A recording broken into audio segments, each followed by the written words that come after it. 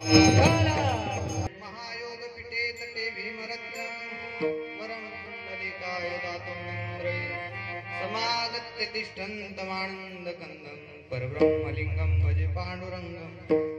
नमो विठ्ठलाराधया पाण्डुरङ्गा, नमो रुक्मिणी माऊली ज्ञानगंगा, नमो कुण्डलिका, नमो चंद्रभागा, नमस्कार माझा रुक्मिणी पांडुरंगा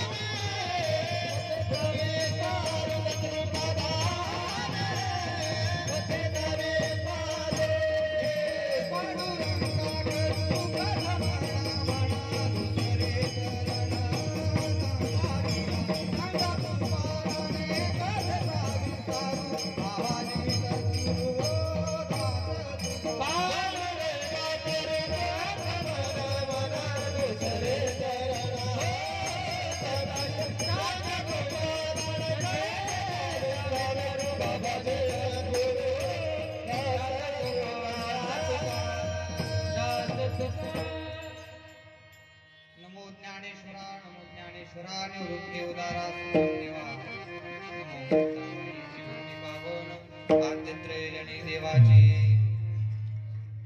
जयांची केली स्मरण होय सकळ विद्येचे अधिकरण तेची वंदो श्री चरण श्री गुरूंचे ती नमस्कारोनी आता मस्तक माझा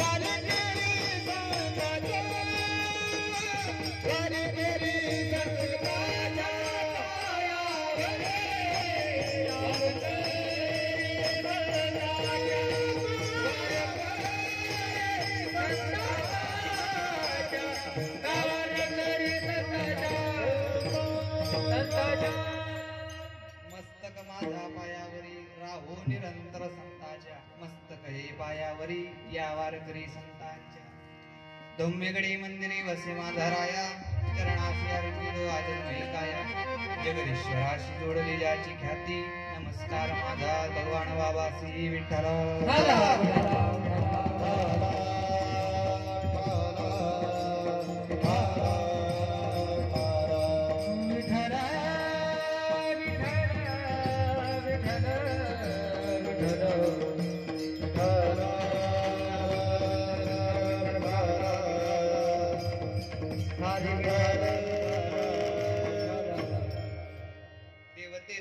देवते संत निमित्त त्या प्रतिमा वितो संगत से भावे असो ठावे सकळा सद्गुरु भगवान बाबा व वामन भाऊ महाराज यांच्या पुण्यतिथी उत्सवानिमित्ताने चालू असलेला हा अखंड हरिनाम सप्ताह आणि या महोत्सवाचा हा 9व्या क्रमांकाचा भक्ती महोत्सव 9वाच 9व्या क्रमांकाचा भक्ती महोत्सव आणि या 9व्या क्रमांकाच्या भक्ती महोत्सवातील हे दुसऱ्या दिवसाचं वाकपुष्प प्रभुचरणी समर्पित करण्याचा हा सुयोग, प्रभुचरणी समर्पित करण्याकरिता जो अभंग निवडलेला आहे तो अभंग जगद्गुरु जगतवंदनीय वैराग्य मूर्ती वैराग्य शिरोमणी संत हृदय सम्राट महाराष्ट्रभूषण श्री तुकोबा यांचा 4 चरणाचा उत्कृष्ट असा अभंग असून तुकोबा या अभंगाच्या माध्यमातून देव आणि भक्तातील अभेद प्रतिपादन करतायत.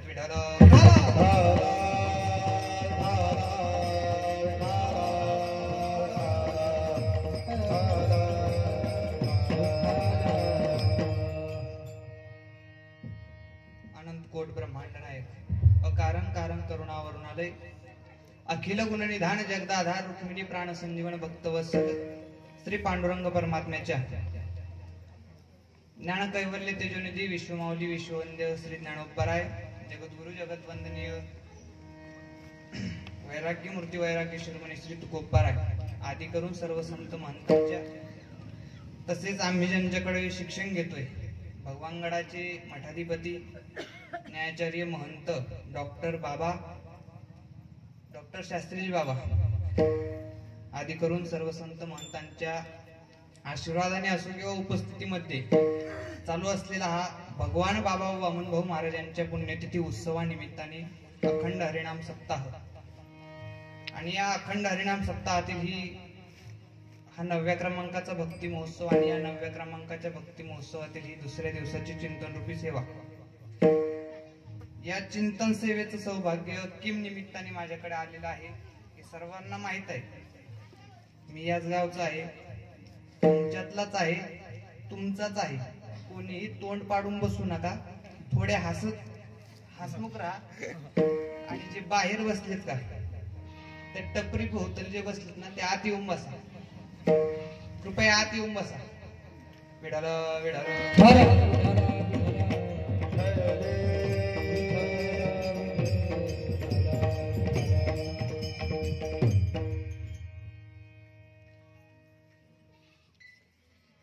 हा भक्ती महोत्सव आणि या भक्ती महोत्सवातील हे दुसऱ्या दिवसाचं वाकपुष्प प्रभुचरणी समर्पित करण्याचा हा सुयोग ज्यांच्याकडून मला ही सेवा प्राप्त झाली.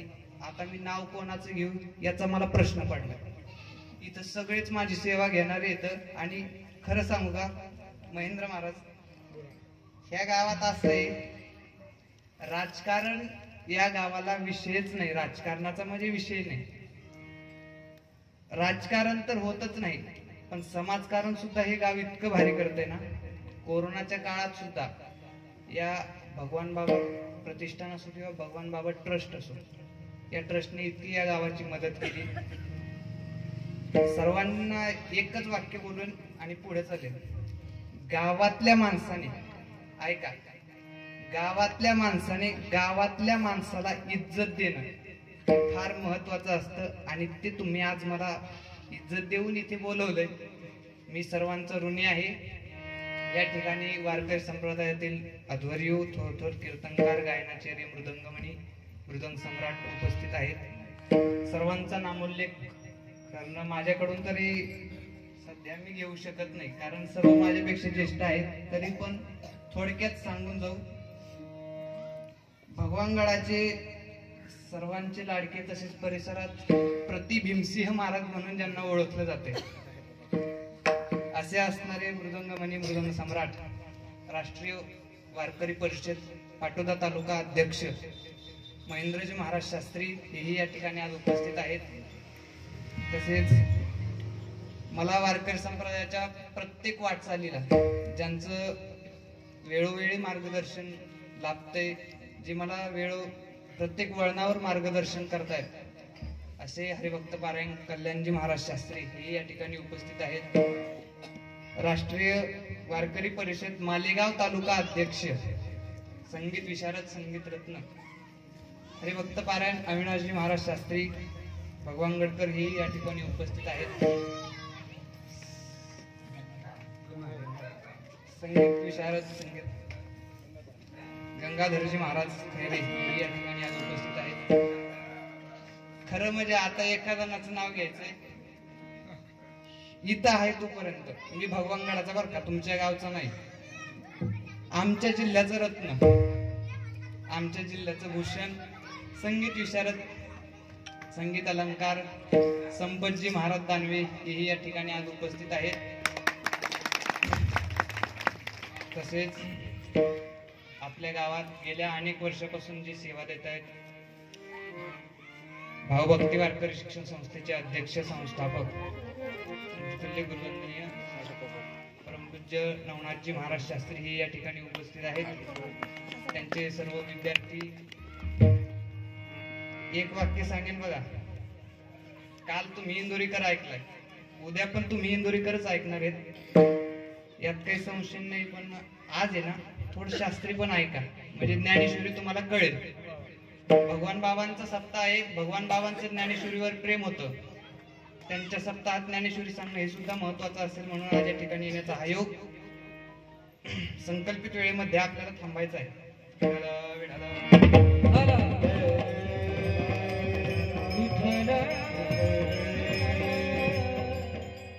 संत भगवान बाबांचा हा पुण्यतिथी महोत्सव आहे. मी मान्य करेल की गेल्या अनेक वर्षामध्ये माझ्या कीर्तनाला म्हणतो बरं का, इतका समाज मी पहिल्यांदा पाहतो. एवढं भव्य दिव्य नियोजन आपण करताय, ज्यांच्या निष्ठेने आपण या ठिकाणी आलायत. या ठिकाणी अनेक कीर्तनकार आहेत जे आज माझ्या कीर्तनाला टाळकरी म्हणून उभे आहेत, अनेक वक्ते आहेत जे आज माझ्या कीर्तनाला श्रोते म्हणून बसलेले आहेत. अशा पद्धतीचा हा योग, मला असं वाटतंय हा योग एखाद्या साधूच्या किंवा संतांच्या पुण्यस्मरणा निमित्ताने येऊ शकतो, पुण्यतिथी निमित्ताने येऊ शकतो. आणि त्याचंही एक उदाहरण भगवान बाबा वामनभाऊ महाराजांच्या चरणी वाक्पुष्प समर्पित करण्याकरता आपण या ठिकाणी जमलेलो आहोत. काय बघा, मूर्त्या ह्या संग्रहालयामध्ये सुद्धा असतात, मूर्त्या ह्या मंदिरामध्ये सुद्धा असतात, मूर्त्या संग्रहालयात सुद्धा असतात, मूर्त्या मंदिरामध्ये सुद्धा असतात. पण मंदिरामधील मूर्त्यांचं स्थान वेगळं असतं, संग्रहालयातील मूर्त्यांचं स्थान वेगळं असतं. संग्रहालयामध्ये ज्यावेळेस आपण जातो त्यावेळेस त्या मूर्तीच्या दर्शनाकरता आपण जात नसतो बरं का अभय महाराज. आपण त्या मूर्तीच्या दर्शनाला आपण त्या ठिकाणी जात नसतो, मूर्ती पाहायला आपण त्या ठिकाणी जातोय. त्या मूर्तीकडे पाहत असताना आपण एकच विचार करतो, कला, काल आणि कलाकार म्हणून त्या मूर्तीकडे पाहत असतो. तिचा आपण या तीनच गोष्टींचा तिचा विचार करत असतो. ही कला कोणाची असेल, याचा काल कोणता असेल, याचा कलाकार कोण असेल. पण मंदिरामध्ये ज्यावेळेस आपण जातोय ना, मंदिरामध्ये ज्यावेळेस आपण जातोय त्यावेळेस त्या मूर्तीकडे पाहत असताना आपण कला, काल आणि कलाकार म्हणून पाहत नाही, तर खऱ्या अर्थाने चैतन्य म्हणून त्या मूर्तीकडे पाहत असतो. तिच्या पाठीमागं काहीतरी चेतना आहे. म्हणून आपण मंदिरामध्ये जात असताना त्या मूर्ती करता नैवेद्य बरोबर घेऊन जात असतो. संग्रहालयामध्ये आपण नैवेद्य घेऊन जात नाही, संग्रहालयामध्ये आपण त्या मूर्ती करता फुले कधीही घेऊन जात नाही. पण मंदिरामध्ये जात असताना मूर्तीच्या दर्शनाकरता ज्यावेळेस आपण जातोय ना, त्यावेळेस आपण त्या मूर्ती करता फुले नेल्याशिवाय कधी जात नाही. म्हणून मंदिरामधील मूर्त्यांचं स्थान वेगळं असतं, संग्रहालयातील मूर्त्यांचं स्थान वेगळं असतं. मला काय सांगायचं ते पहा. आम्ही जे या ठिकाणी आलोय, भगवानगडावरून 450 किलोमीटर एवढा प्रवास करून आम्ही जे या ठिकाणी आलोय ना, मला असं वाटतंय आम्ही संग्रहालयात आलेलो नसून आज आम्ही मंदिरामध्ये खऱ्या अर्थाने या ठिकाणी आलेलो आहोत.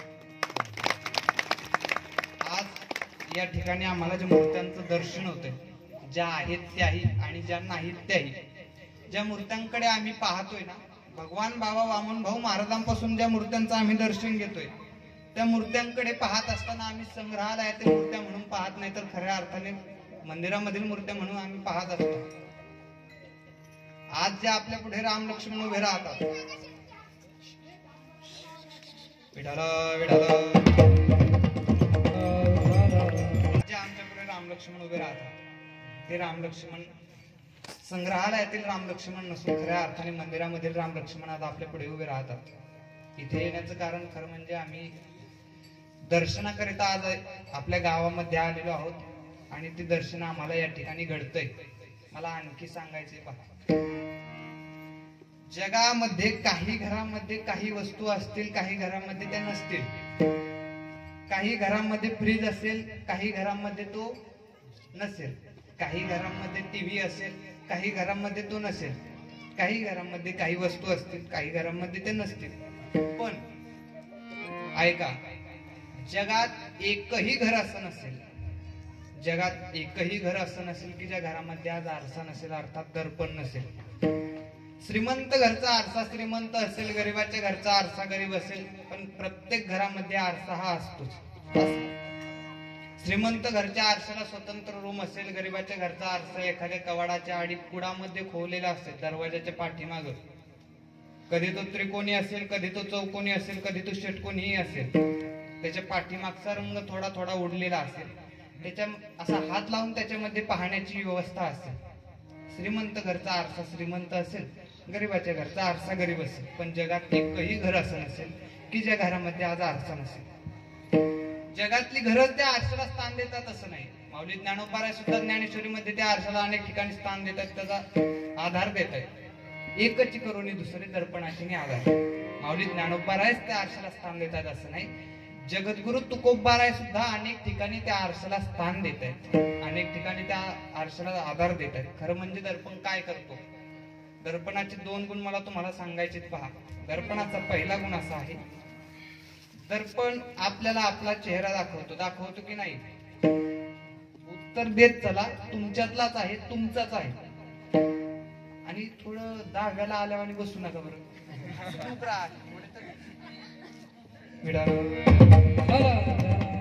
उत्तर देत चला, तुम्ही आम्ही खेळी बिळी गदारुळी आनंदी.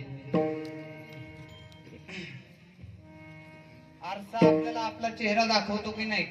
बोला. आरशाचा दुसरा गुण असा आहे, आरसा आपल्याला आपला चेहरा जसा आहे तसा दाखवतो. गिरीबाबा, या गुणामुळं आरशाचा आहे ना, म्हाताऱ्या माणसाला बऱ्याचदा रागही येतो का नाही? येतो का नाही?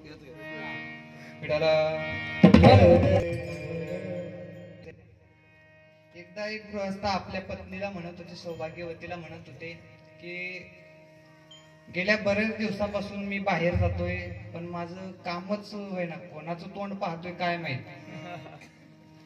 कोणाचं तोंड पाहतोय काय माहित. त्यावेळेस त्या सौभाग्यवतीने सल्ला दिला होता, त्याच्या बायकोने त्याला सल्ला दिला होता की तरीच मी तुम्हाला म्हणत होते, तुम्ही घराबाहेर जात असताना तुमचं थोबाड आरशामध्ये पाहत जाऊ नका, जेणेकरून तुमचे काम होत जाते.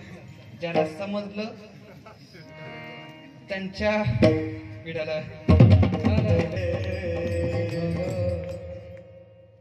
दाखवतो, जसं आहे तसं दाखवतो. म्हणून आरसा हा प्रत्येकाच्या जीवनामध्ये महत्वाचा असतो.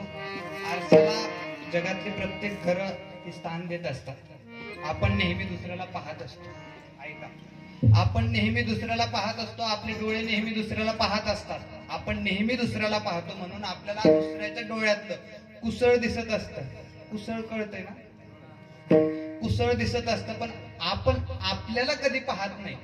ऐका, आपण आपल्याला कधी पाहत नाही म्हणून आपल्याला आपल्या डोळ्यामधलं मुसळ सुद्धा दिसत नसतं. मुसळ सुद्धा दिसत नसतं. आपण आपल्याला पाहणं सुद्धा अत्यंत महत्वाचं असेल. आपल्या सुद्धा डोळ्यात मुसळ आहे हे जर समजायचं असेल किंवा पाहायचं असेल असं जर वाटत असेल ना, तर आपल्या सुद्धा जीवनामध्ये आरशाची अत्यंत गरज आहे. आरशाची अत्यंत गरज आहे.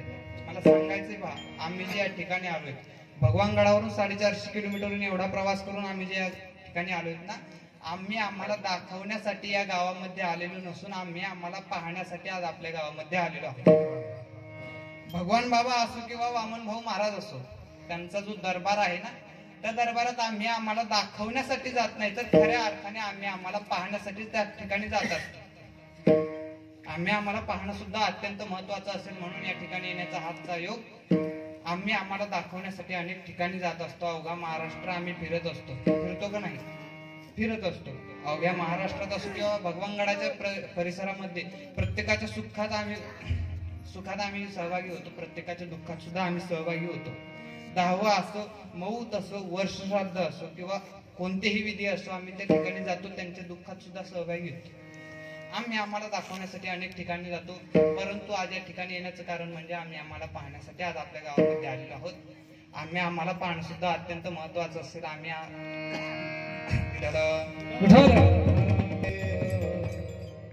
पाहणं सुद्धा अत्यंत महत्वाचं असेल. काय बघा,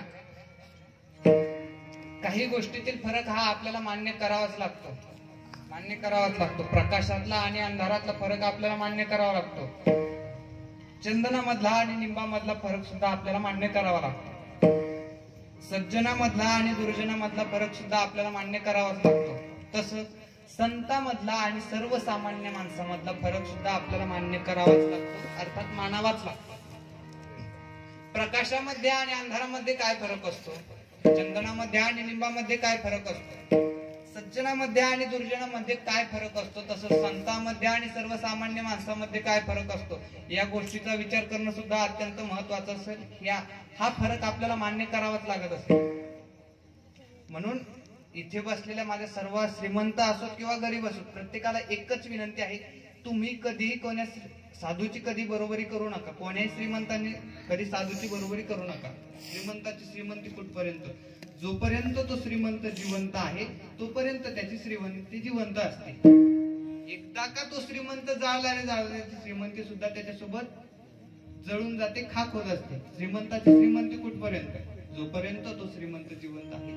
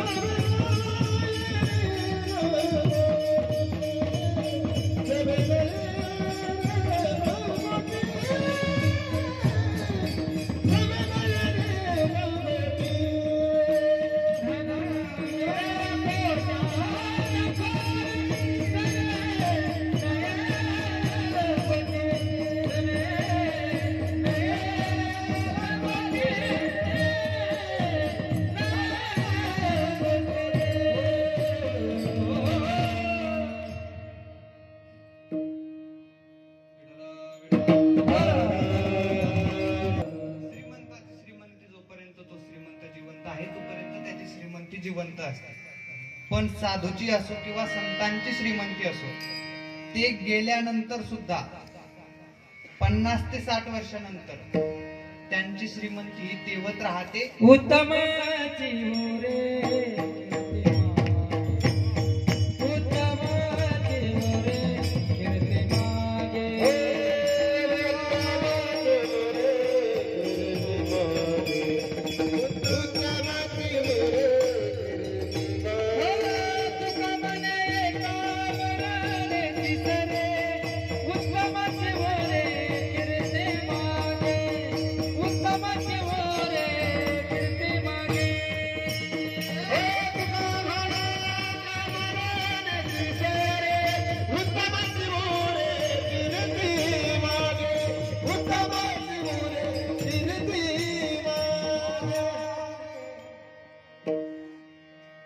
प्रपंचासाठी जी लोक जगतायत, ऐका, फक्त प्रपंचासाठी जी लोक जगतायत ना, त्यांचं घरची माणसं सुद्धा त्यांना एक दिवस विसरत असतात. पण जे लोक जे संत देव देश धर्मासाठी जगतायत, ते गेल्यानंतर 700 वर्षानंतर सुद्धा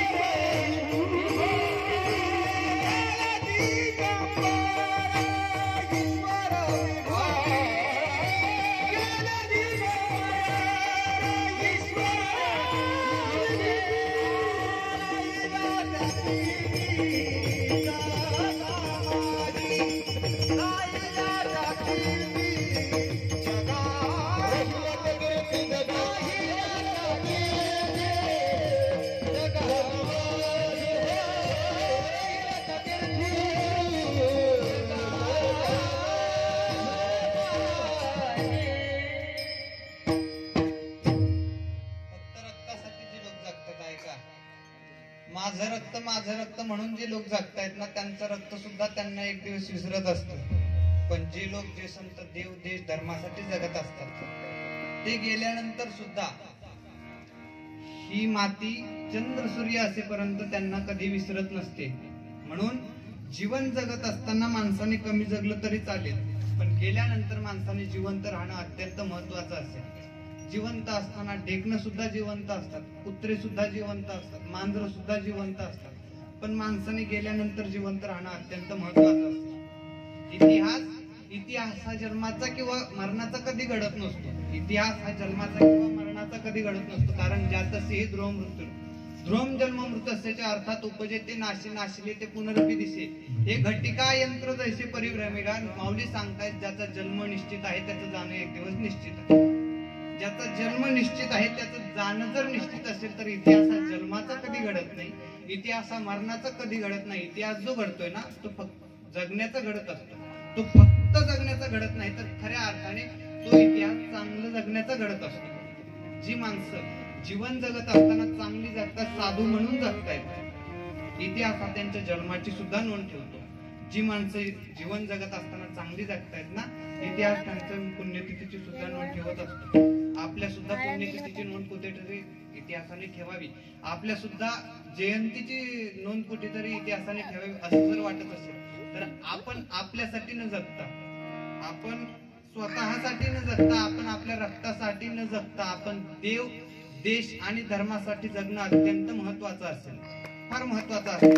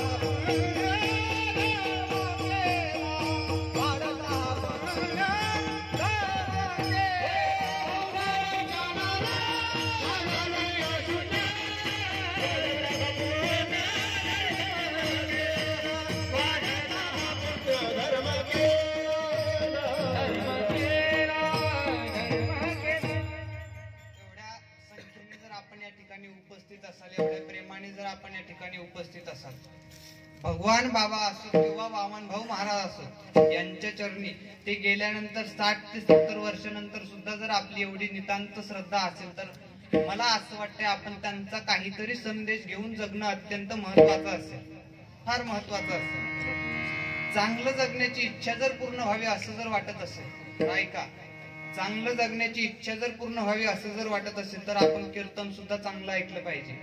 चांगलं जगण्याची इच्छा पूर्ण व्हावी असं जर वाटत असेल तर आपण चांगलं ऐकणं सुद्धा महत्वाचं असेल. म्हणून जीवन जगत असताना आयुष्य कमी भेटलं तरी चालेल, पण माणसाने गेल्यानंतर जिवंत राहणं अत्यंत महत्वाचं असेल.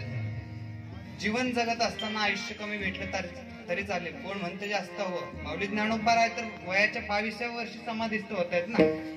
जगद्गुरु तुकोबा राय तर वयाच्या 42व्या वर्षीच आपल्यातून सदैव वैकुंठ गमनात जात आहेत ना. आद्य गुरु शंकराचार्य वयाच्या फक्त 39व्या वर्षी जर आपल्यातून निरोप घेत असतील, स्वामी विवेकानंद तर वयाच्या फक्त 34व्या वर्षी जर आपल्यातून निरोप घेत असतील, अरे भगतसिंह तर भगतसिंह 23 वर्ष 5 महिने 26 दिवसाचे असताना या देशासाठी जर फासावर जात असतील, छत्रपती शिवाजी महाराज जर वयाचे 51 वर्ष जगून आपल्या जीवनातला काहीतरी संदेश देत असतील तर आपण सुद्धा त्यांच्या इतिहासाचा काहीतरी चांगला संदेश घेऊन जगलं पाहिजे. आणि आपल्या सुद्धा जीवनाची मागे काहीतरी संदेश ठेवणं अत्यंत महत्वाचं असेल. आपला सुद्धा काहीतरी संदेश मागे ठेवला पाहिजे, आपल्या सुद्धा जीवनाचा काहीतरी संदेश मागे ठेवला पाहिजे. आणि म्हणून ही माणसं इतिहास घडवतायत, चरित्र घडवतायत. आपण त्यांच्या इतिहासाचा काहीतरी शोध घेतला पाहिजे, काहीतरी चांगलं जगलं पाहिजे. आपण या ठिकाणी आलाय, आपण जगणं शिकलं पाहिजे, आपण जगणं शिकलं पाहिजे.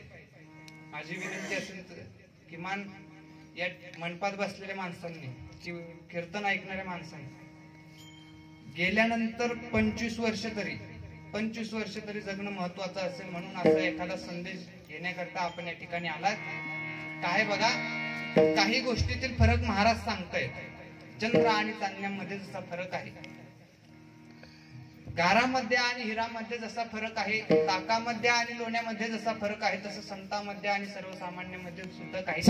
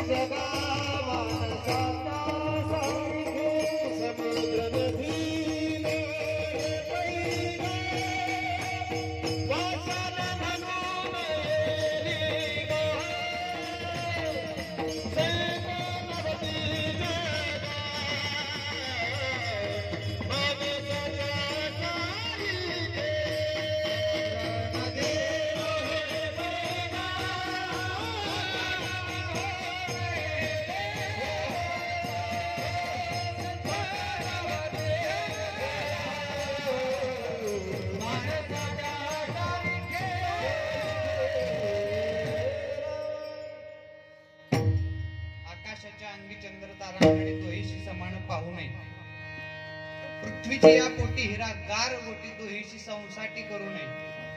दुधाची अंगी निघे ताक लोणी एका मुले दोन्ही मागू नये. तसं तुका म्हणे तैसे संत आणि जन दोन्ही समान मानून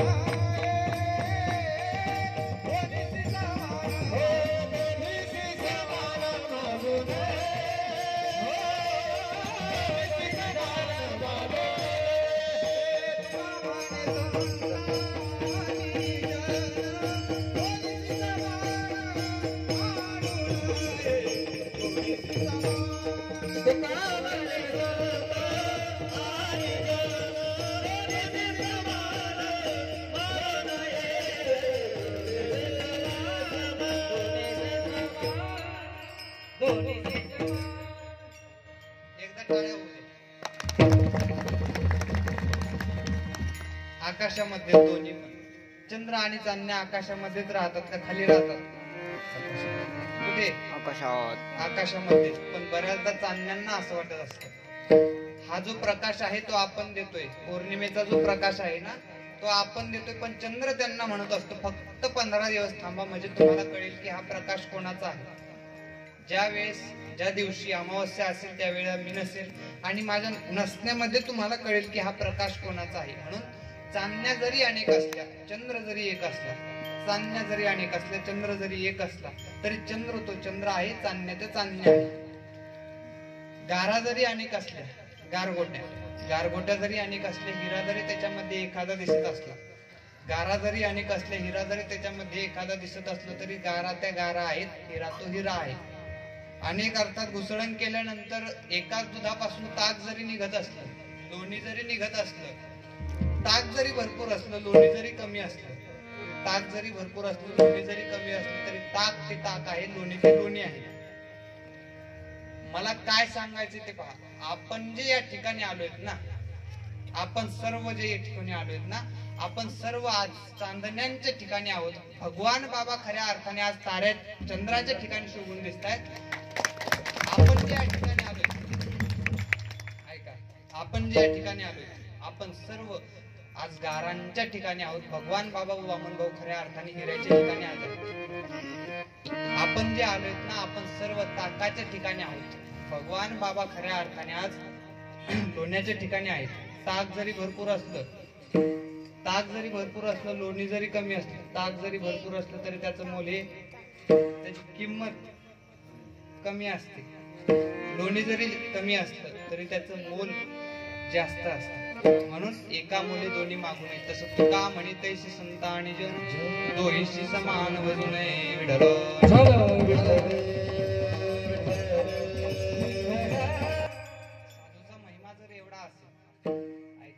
साधूची जर श्रेष्ठता एवढी असेल तर माझ्या गावकऱ्यांनी किंवा माझ्या एखाद्या श्रोत्यांनी मला प्रश्न विचारावा, आम्हाला सुद्धा साधू बनायचं, आम्हाला काय करावं लागेल? आम्हाला सुद्धा साधू बनायचंय, आम्हाला काय करावं लागेल? असा जर तुमचा प्रश्न असेल तर मला त्याचं उत्तर द्यायचंय. पहा, तुम्हाला जर खरंच साधू बनायचं असेल तर ऐका, एकाच दुष्काळामध्ये तुमची एक पत्नी आणि एक मुलगा अन्न करता जरी मेली ना तरी तुम्हाला ते सहन करावं लागेल, परमार्थ सोडावा लागणार नाही. एखाद्याने एकांतामध्ये पाठवल्यावरही तुम्हाला म्हणावं लागेल, जाई हो तू माती न करी सायास, जाई हो तू माती न करी सायास, आम्ही विसुरास आम्ही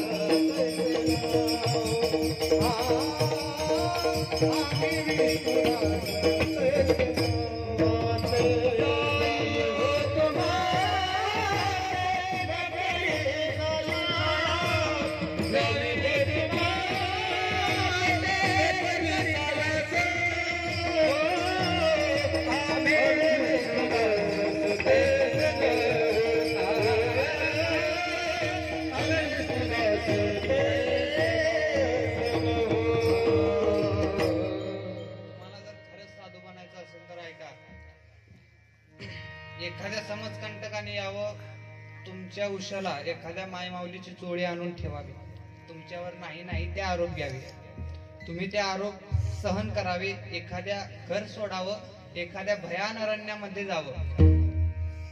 ज्या इंद्रियामुळे आपल्यावर हे आळ आले ती इंद्रिय कापून टाकावं, तरच मला असं वाटतं तुमच्या सुद्धा जीवनामध्ये साधू बनण्याचं योग कुठेतरी येणं हे शक्य आहे. कुठेतरी येणे शक्य आहे. साधू बनणं ही गोष्ट फार कठीण आहे.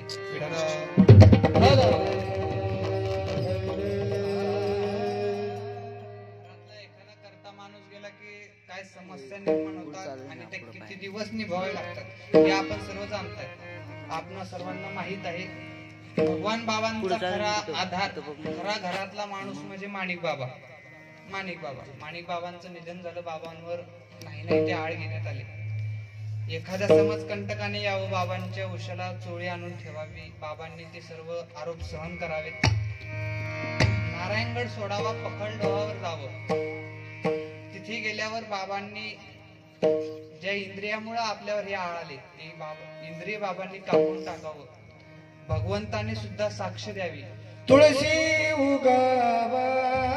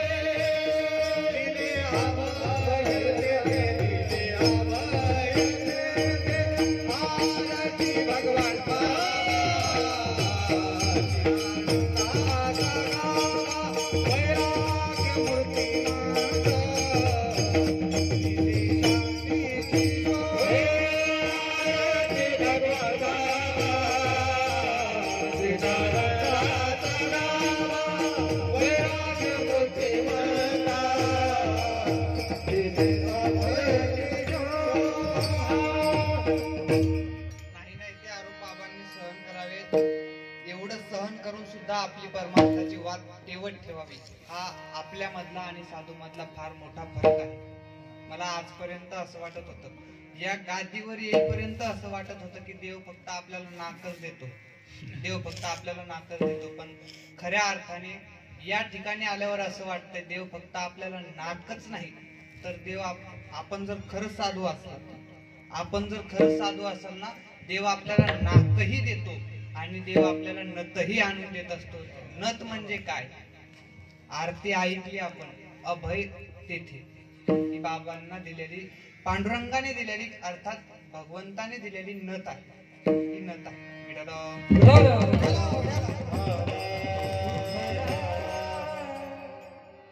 कीर्तन केल्यावर खरं म्हणजे हा भाग असा आहे की आपला प्रपंच लुटून देणं ही गोष्ट फार कठीण आहे. लुटणं ही जरी गोष्ट सोपी असली, एखाद्याला लुटायचं असलं ही जरी गोष्ट सोपी असली, तरी आपला प्रपंच परमार्थासाठी लुटून देणं ही गोष्ट फार कठीण आहे. आणि हे जर माझ्या तुकोबारांनी केलं असेल, हे जर माझ्या भगवान बाबांनी वामन भाऊ महाराजांनी केलं असेल तर मला असं वाटतंय हा आपल्यामधला आणि त्यांच्यामधला फार मोठा फरक आहे, फार मोठा फरक आहे. सत्य जर टिकून राहावं असं जर वाटत असेल, ऐका विषय थोडा बदलतोय, ऐका जरा लक्ष देऊन ऐका. सत्य जर टिकून राहावं असं जर वाटत असेल तर आपण त्याला समर्पण देणं सुद्धा अत्यंत गरजेचं आहे. सत्य जर टिकावं असं जर वाटत असेल, हे परमार्थ रूपी सत्य जर टिकून राहावं असं जर वाटत असेल, माऊलींनी किंवा जगद्गुरु तुकोबारायांनी लावलेले हे रोपटं जर टिकून राहावं असं जर वाटत असेल तर त्याला समर्पण देणं सुद्धा अत्यंत महत्वाचं आहे, अत्यंत महत्वाचं आहे. आपण या ठिकाणी आलाय, आपल्याला हा मंडप दिसतोय, हा मंडप दिसतोय, याला दिलेला आधार, याला आधार कशाने दिलाय? खांबाने. खांब काढू द्या, खांब हे समर्पण आहे, मंडप हा सत्य आहे, खांब काढू द्या. मंडप खाली आल्याशिवाय एखादी पताका आपल्याला दिसते, फडकत असताना आपल्याला दिसते, फार दुरून आपल्याला दिसते. पताका ही सत्य आहे, तिला दिलेला आधार हा समर्पण आहे. तो समर्पण काढू द्या, पताका खाली आल्याशिवाय राहणार नाही. एखादी इमारत आपल्याला दिसते, ते इमारत ही सत्य आहे, तिच्या पायामधलं समर्पण काढू द्या, इमारत खाली आल्याशिवाय राहणार नाही. मला माहिती आहे हे खांब जे आहेत, हे समर्पण जे आहे ना, हे ताट आहे, हे ताट आहे. मंडप हा नम्र आहे, पण मला असं वाटतं की यांचा ताटपणा यांच्यासाठी नसून यांचा ताटपणा हा खऱ्या अर्थाने मंडपासाठी आहे. पताका आहे, पताका ही नम्र आहे, दंड हा खऱ्या अर्थाने ताट आहे, समर्पण हे ताट आहे. पण समर्पण ताट जरी असलं, सत्य नम्र जरी असलं, तरी पण त्यांच्या नम्रपणाला जे कारण आहे ना, ते खऱ्या अर्थाने त्यांचा ताटपणा, त्यांच्या नम्रपणाला खऱ्या अर्थाने कारण असतो. म्हणून समर्पण हे ताट आहे.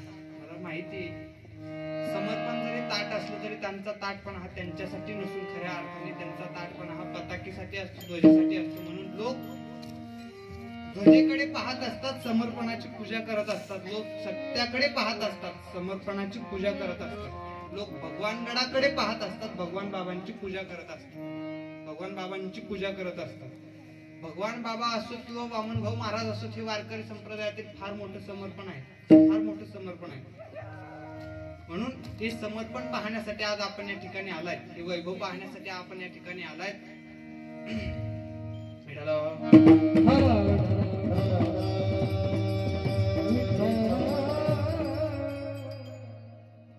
वेळामध्ये आपल्याला थांबायचं आहे.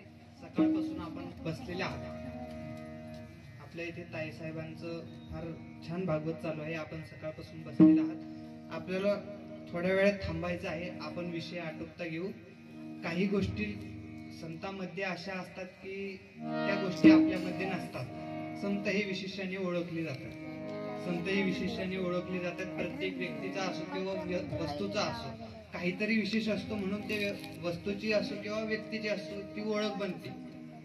परिसाच्या जीवनामध्ये सुद्धा असा एक विशेष आहे, म्हणून परिस ओळखला जातो. एखादा लोखंड घ्या, त्या लोखंडाचा स्पर्श परिसाला झाला ना, परिसाला झाला तर तो परिस त्या लोखंडाला सोनं बनवत असतो. हा त्या परिसाच्या जीवनातला विशेष आहे.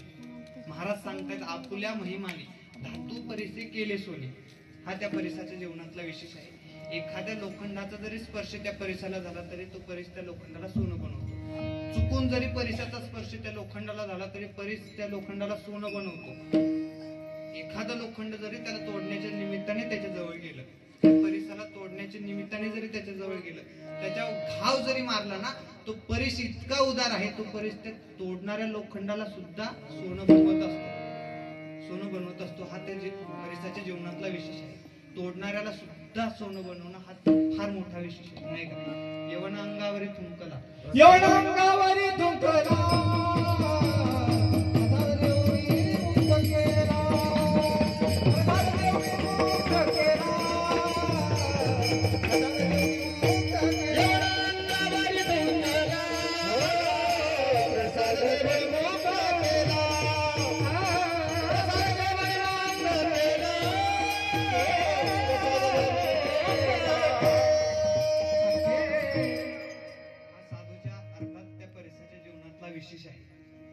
कस्तुरीच्या जीवनामध्ये सुद्धा काहीतरी विशेष आहे. महाराज सांगतायत, तुका म्हणे माती केली कस्तुरीने, हा त्या कस्तुरीच्या जीवनातला विशेष आहे. हिऱ्याच्या जीवनामध्ये काहीतरी विशेष आहे म्हणून हिरा ओळखला जातोय. महाराज सांगतात हिरा ठेविता ऐरणी वाची मारिता जोडणी तोची मोल पावे खरा करणीचा होई चुरा. एखादा हिरा घ्या, ऐरण माहिती, ऐरणीवर तो हिरा ठेवा, त्याच्यावर घाव मारा. तो जर खरंच हिरा असेल, तो जर खरंच हिरा असेल ना, तो हिरा त्या ऐरणीमध्ये तरी जाईल, नाहीतर तो उडून तरी जाईल. ऐरणीमध्ये तरी जाईल, नाहीतर उडून तरी जाईल. तो जर करणीचा असेल, तो जर करणीचा असेल तर हिऱ्याचा चुरा झाल्याशिवाय राहणार नाही. हा त्या हिऱ्याच्या जीवनामधला विशेष आहे. विठाला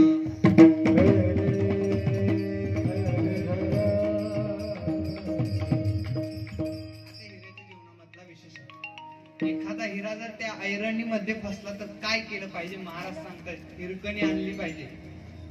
हिरकणी कळते का? हिरकणी कळते का? हिरकणी आणली पाहिजे. महाराज सांगतात तो फसलेला हिरा जो आहे ना, त्या फसलेल्या हिऱ्याला ती हिरकणी दाखवली ना, तो हिरा त्या ऐरणीच्या बाहेर येतो. तो हिरा त्या ऐरणीला इतका घाबरतो की तो त्या ऐरणीच्या बाहेर येतो. आता तुम्हाला हिरकणी सांगतो, ऐका.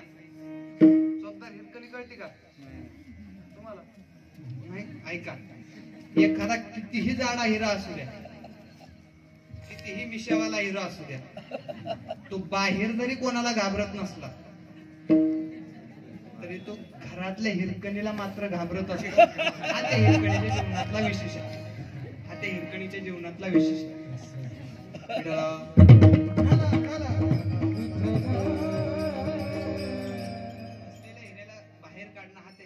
जीवनातला विशेष आहे.